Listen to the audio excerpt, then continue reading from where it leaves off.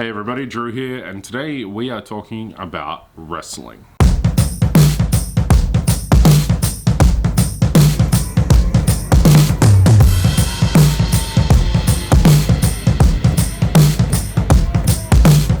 So normally when you're not booked on a wrestling show but you're still showing up, you go in there not knowing exactly what you're going to be doing. You could be helping at the merch desk, could be helping at security, you could be wrestling for all you know. But it was very liberating going into a wrestling show knowing that A, I couldn't wrestle because of the nose surgery, and B, knowing that I would be filming using a camera. But the cool thing was I didn't know what I was going to be filming. I was kind of given free rein to do whatever I wanted. Quick phone selfie update for filming in Bathurst. We're using a jib for the first time, which is conveniently placed over there.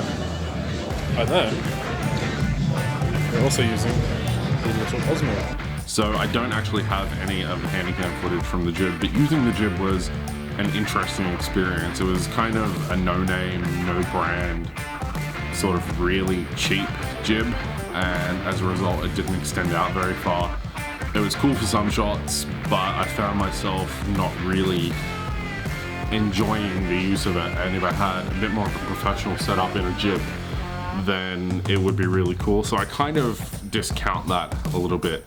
Using the Osmo, of course, was amazing. Every time I've used the Osmo, it's been brilliant. So it was really cool to film wrestling in a different way. Having that stabilization and that smoothness made for some really cool moments where you could get cool shots. There are definitely some difficulties with filming with a 3-axis single-hand gimbal like this, where you can't move as fast as you'd like, so keeping up with the action when you're close up is sometimes very difficult.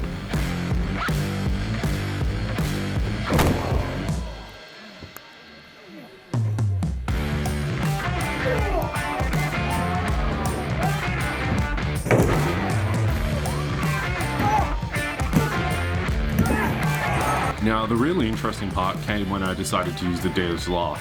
So I had a 50mm lens on the camera, which is, as everybody knows, a really cropped in lens, and it's already on a crop sensor camera, so you have to be really mindful about where you're shooting. Now, the really interesting thing happened when my good friend Keegan came out to the ring. Now, he actually recently came back from a trip to America, and he's always been a guy that gets wrestling and character in a way that not a lot of people do. So it was really cool to just sit back and digest and watch him work the way he does. And it was a really good contrast to Mr. Christmas, who I've known since he started training. I actually pretty sure I punched him in the face for the very first time. In that dichotomy of somebody who not necessarily is a veteran but has this experience, and seeing that dichotomy with somebody who was going into, at the time, their 7th and their 8th match on the same show.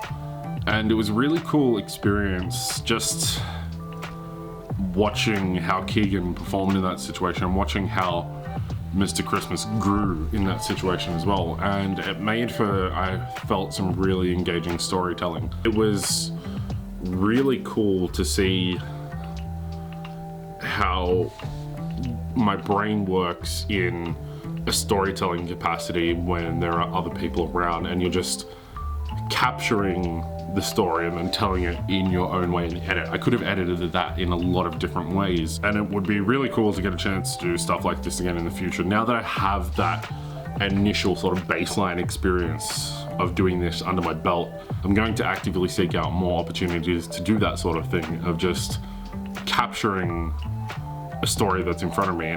So I want to thank everybody for watching that video and all the comments associated with it. It's been really cool to do something that isn't my own creativity in a way, and it's more embracing other people and their process, and it's something that I want to continue doing more of. I believe that is enough rambling for this bonus video, guys. Oh, one thing I forgot to mention.